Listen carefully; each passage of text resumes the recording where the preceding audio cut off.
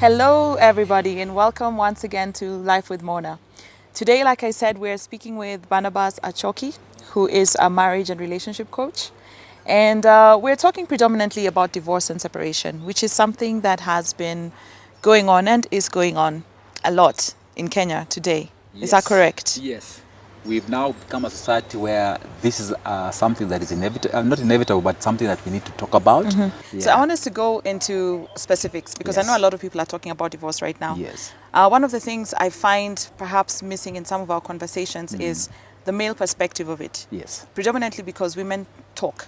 Naturally, we talk, you know. Yeah. And judging just from my own life, we were having this discussion earlier with you. Yes. I was married for 5 years. Yes. And I got divorced at the end of those 5 years. And for me, one of the things I always say is I never understood who this man became. He seemed like he was a totally different person from the person I had thought I knew. Yes. Right? So that's one of the things that I'd like us to discuss. First of all, you have told me before that men never see a divorce coming. Let's talk about that first.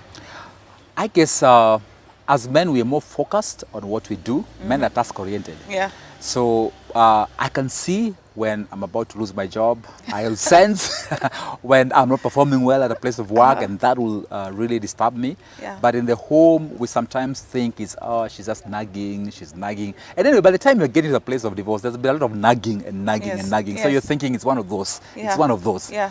Oh, she'll come around it. She'll come around it. And She'll get over it. She'll get over it. Yeah, Yes. she'll get over it. And so the day I come home and you've packed and left, it hits me. Yeah. Yeah. So what are the signs?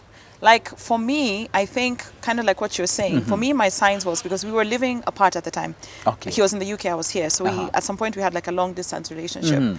So my thing was, I kept saying, we need to find a way for us to live in the same place. Either you come to me or I come to you. Yes. And I think like you're saying, he kept on pushing it and Yes. pushing. It's like, okay, we'll do Yeah. it in July. We'll do it in August. We'll do it in, you know. So those are my warning signs. Like we can't, I am married and I'm not married. You're Yes. married and you're not married, you know. So for a man, how can he better read the warning signs of a woman without thinking, oh, she's nagging, oh, she's nagging?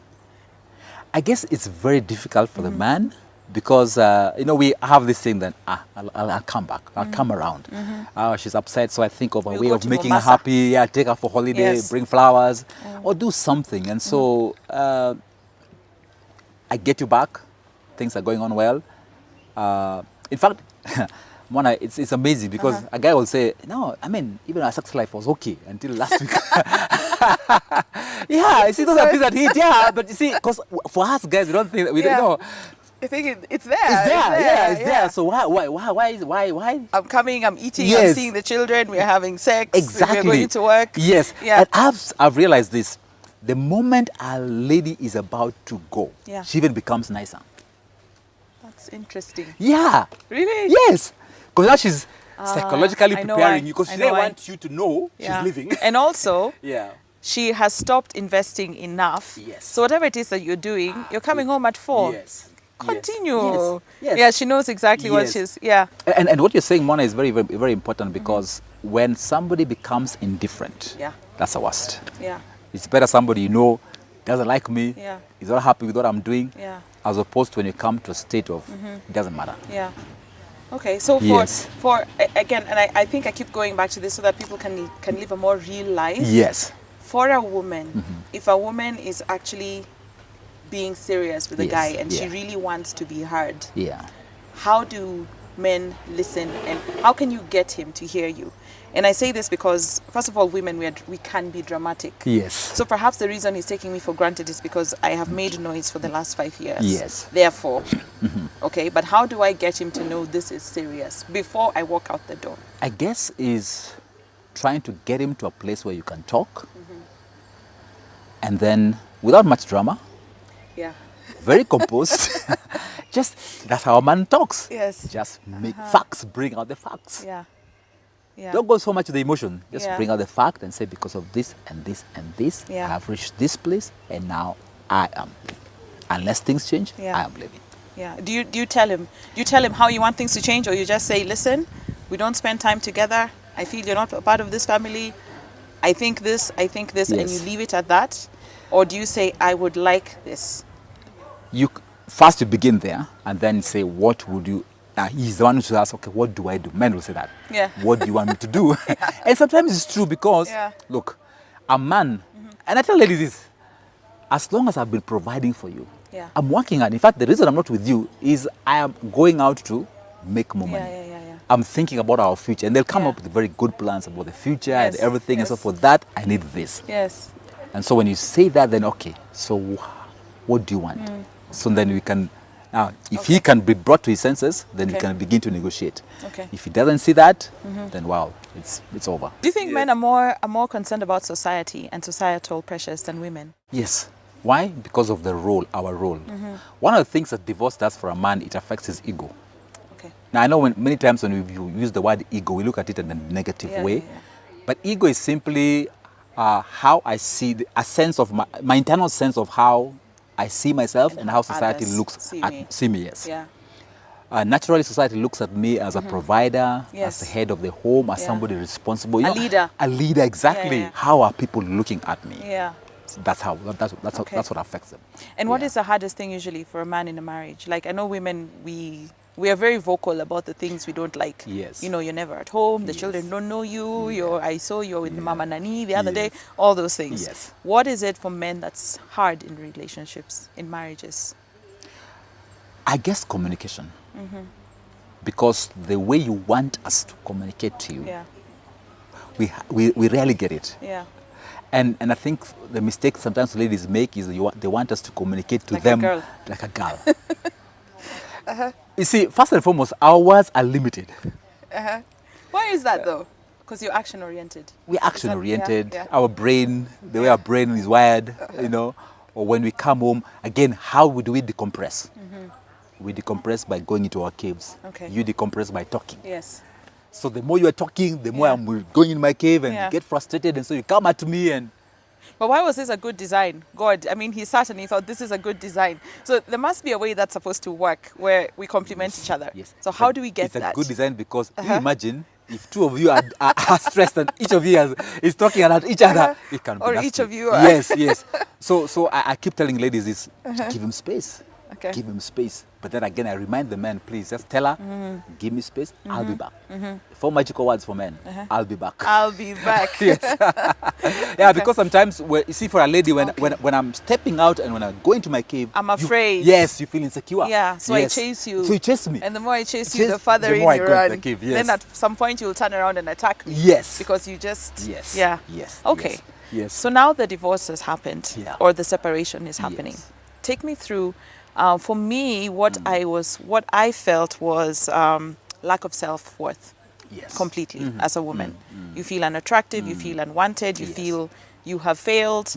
And I think one of the other things that men never really understand is a woman feels rejection really, really deeply because we are taught that a man will naturally want you. So when this man doesn't want you, whether it was the last few days of your marriage or whatever it was, you have that sense of, you know, I have been rejected. So that's, I think, for me, that's what I was going through. And I think a lot of women go through that. So for a man, what is he going through at this time? For a man, is a great sense of failure. For ladies, like you rightly put it, fear of rejection is huge. For men, fear of failure. Right from the time a boy is born, growing up as a boy and coming into a man, the question deep in a man's heart is, do I have what it takes? And so when there's a divorce, he feels a sense of failure. I've failed. Whether or not he was at fault or not, or whether or not, yes. In fact, it's even worse if he's the one who was at fault. Yes. So let's also talk about that. So 9 out of 10, I find men are blamed more for the breakdown of relationships. Do you agree with that? And if so, why do you think that is? I would agree with it in this sense. Normally, you're made for relationship. Men are not really made for relationship in that sense.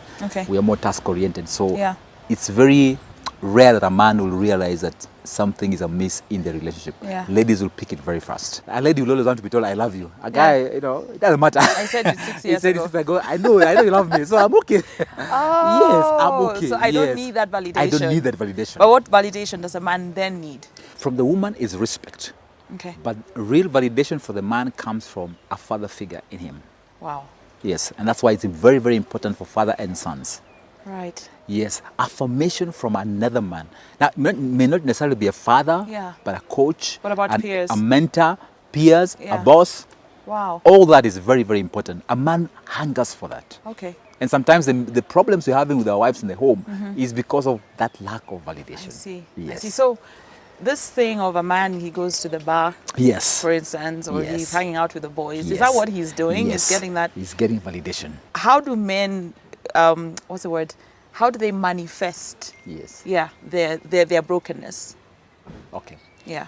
One, Mona, you'll accept, you'll admit that or appreciate. As boys, right from the time you're boys, Yeah. men have not been taught how to connect with their emotions. Yeah. As a little boy, when you're hurt and you're crying, you're told, hey, Be a man. be a man. Yeah. Men don't cry. Yeah. And so you bottle things up. Yeah. And so when these things are happening, men bottle it up. In fact, people who work with these guys will Yeah. even be shocked to realize what has been happening in their lives. Okay. So in the bottling up now, how Yeah. we release it is now go and drink. And when we are drunk, now we're able to release I our see. stress and our I see. steam. So we try Yeah. to drown it with alcohol. Yeah. We try to drown it with our work. That's Yeah. why we now bury ourselves and people think, oh man, this guy's guy a is hard worker. hardworking, he's yes, ambitious. Yes, ambitious. Yes. But that's how we are Yeah. releasing that steam. Yeah. Yeah. So we are And with we are other women. venting, and with other women. Yeah. Because what happens is it also affects our self-esteem. Okay. Now, what work, alcohol, and other women do is Yeah. they give us a short jab at our self-esteem. But yeah, like a last, drug. It's like a drug. Yeah, it just gives you Yeah. in doses. That's But it- why you seem to get more and more ridiculous. Yes, yes. Even in fact, somebody who never used to drink now Yeah. is drinking Yeah, yeah, yeah. heavily. Somebody who's a womanizer now is. Yeah. So people are wondering, what's happening? Yeah. Now? So it's just we are looking for that a shot Okay. at our self-esteem. Okay. Yes. So I'm a woman going through this separation or divorce or whatever it is. How do I handle? What are some of the things I can do to handle my partner or ex-partner, especially if we had children, if there's children involved? Yeah. Very, very important. The mistake many women do is this: they try to shield the children from their father. Okay. I keep saying this: no matter what has happened between the two of you, that guy remains a father to those children. Yeah. And you shouldn't speak negatively about him Yeah. or belittle him in front of those the children. kids. In Yeah. fact, the issues are between the two of you. Yeah. Don't bring in the Yeah. children. What I know women do is they want to bring the children to Yes. side with them Yes. against Yes. their Yes. father. Yeah. Now, that's bad, Yeah. especially for the boy child.